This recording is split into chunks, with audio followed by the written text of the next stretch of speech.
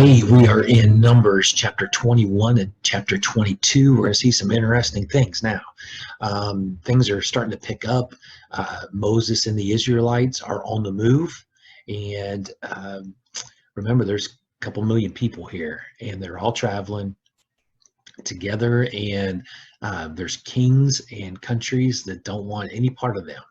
And then in chapter 22, we see a really crazy story about how an animal starts to talk. So let's jump into chapter 21. We're going to look at a map as well after we read chapter 21, just so we can see what is taking place. But first of all, let's do chapter 21. The Canaanite king of Arad lived in the southern deserts of Canaan, and when he heard that the Israelites were on their way to the village of Atharim, he attacked and took some of them hostage.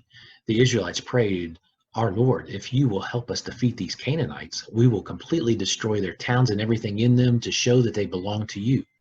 The Lord answered their prayer and helped them wipe out the Canaanite army and completely destroy their towns. That's why one of the towns is named Hormah, which means destroyed place.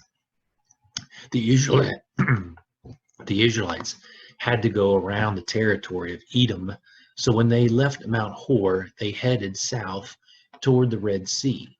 But along the way, the people became so impatient that they complained against God and said to Moses, "Did you bring us out of Egypt just to let us die in the desert? There's no water out here, and we can't stand this awful food."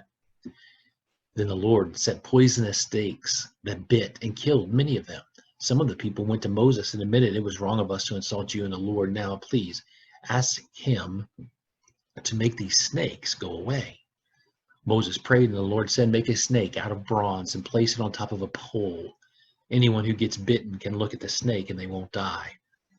Moses obeyed the Lord, and all of those who looked at the bronze snake lived, even though they had been bitten by poisonous snakes. As the Israelites continued their journey to Canaan, they camped at Oboth, then at Lyre Abarim, in the desert east of Moab, then in Zered Gorge, and after that they crossed the Arnon River Gorge and camped in the Moabite desert bordering Amorite territory. The Arnon was the border between the Moabites and the Amorites. A song in the book of the Lord's Battles mentions the town of Wahib, with its creeks in the territory of Suphah. It also mentions the Arnon River with its valleys that lie alongside the Moabite border and extend to the town of Ar. From the Arnon, the Israelites went to the well near the town of Beer, where the Lord had said to Moses, "Call the people together and I will give them water to drink." That's also the same well the Israelites sang about in this song. "Let's celebrate. The well has given us water. With their royal scepters, our leaders pointed out where to dig the well." The Israelites left the desert, camped near the town of Matana, then at Nahil, and then at Bamoth.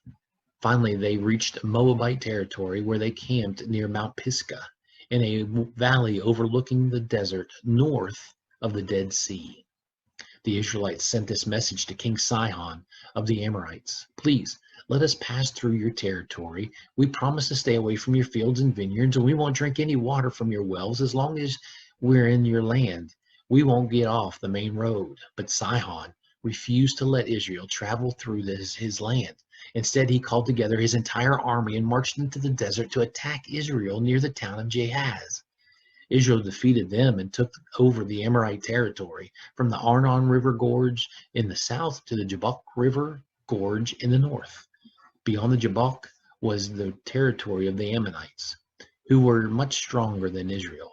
The Israelites settled in the Amorite towns, including the capital city of Heshbon with its surrounding villages. King Sihon had ruled from Heshbon after defeating the Moabites and taking over their land north of the Arnon River Gorge. That's why the Amorites had written this poem about Heshbon. "Come and rebuild Heshbon, King Sihon's capital city. His armies marched out like fiery flames, burning down the town of Ar and destroying the hills along the Arnon River. You Moabites are done for. Your god Chemosh deserted your people. they were captured, taken away by King Sihon the Amorite. We completely defeated Moab, and the towns of Heshbon and Dibon and Nophah and Medeba are ruined and gone. After the Israelites had settled in the Amorite territory, Moses sent some men to explore the town of Jazer.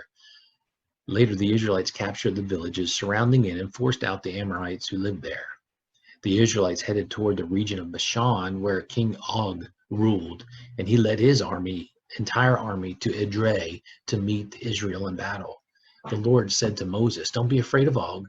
I will help you defeat him and his army, just as you did King Sihon, who ruled in Heshbon. Og's territory will be yours." So the Israelites wiped out Og, his family, and his entire army. There were no survivors. Then Israel took over the land of Bashan. And so there's a lot of stuff that's going on there. Let's take a look at a map for a second. And remember that they had been living down here in Mount Horeb, Mount Sinai, for a long time. Then it's time to go north. Egypt is over here. This is where they came from. They've been traveling down this route right here through the Red Sea. So they come up here, and remember, once they get up here, they get turned away. So they head back down to here to Ezion Geber. Then they come back up. Edom, they're asking them not to come through Edom, so they move over. They stay in Oboth, and then to Lyre, and then here's the land of Moab, and here's where they defeat Og and Sihon.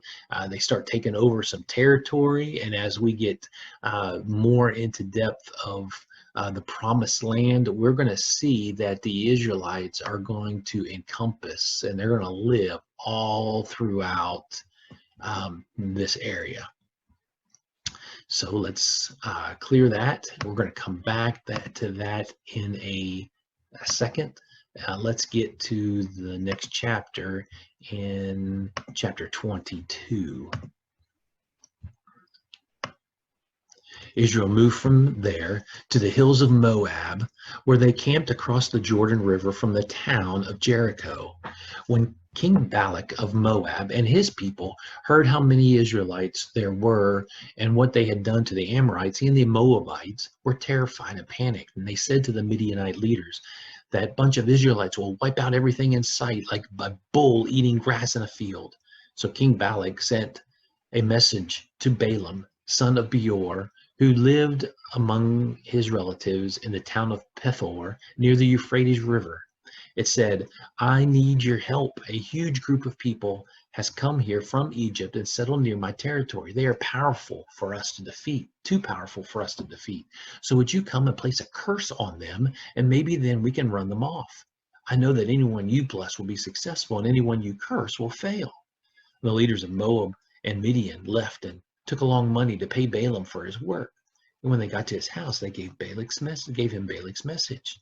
"Spend the night here," Balaam replied, "and tomorrow I will tell you the Lord's answer." So the officials stayed at the house. During the night, God asked Balaam, "Who are these people at your house?"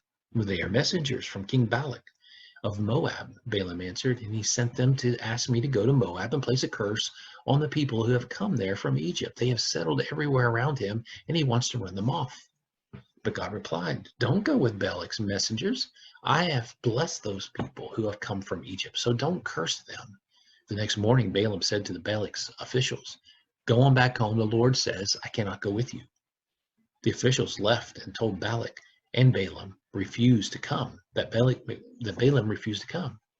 Then Balak sent a larger group of officials who were even more important than the first ones, and they went to Balaam and told him that Balak had said, "Balaam, if you come to Moab, I'll pay you very well and do whatever you ask. Just come and place a curse on these people." Balaam answered, "Even if Balak offered me a palace full of silver and gold, I wouldn't do anything to disobey the Lord my God. You are welcome to spend the night here, just as the others did.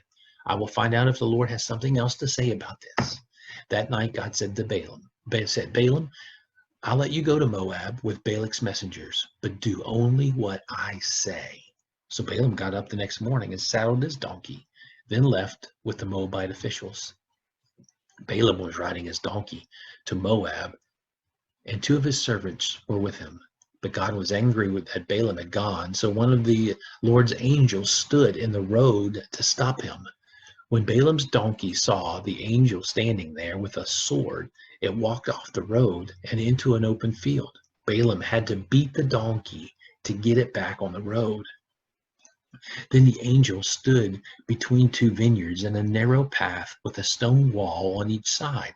When the donkey saw the angel, it walked so close to one of the walls that Balaam's foot scraped against the wall, and Balaam beat the donkey again. The angel moved once more and stood in a spot so narrow that there was no room for the donkey to go around. So it just lay down. Balaam lost his temper. Then he picked up a stick and smashed the donkey. When that happened, the Lord told the donkey to speak, and it asked, "Hey Balaam, what have I done to you that you beat me 3 times?" "You made me look stupid," Balaam answered. "If I had a sword, I'd kill you here and now." "But you're my owner," replied the donkey, "and you've ridden me many times. Have I ever done anything like this before?" "No," Balaam admitted.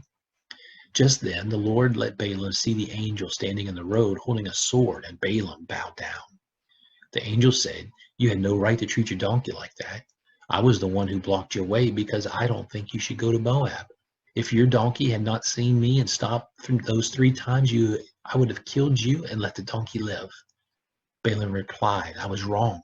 I didn't know you were trying to stop me. If you don't think I should go, I'll return home right now."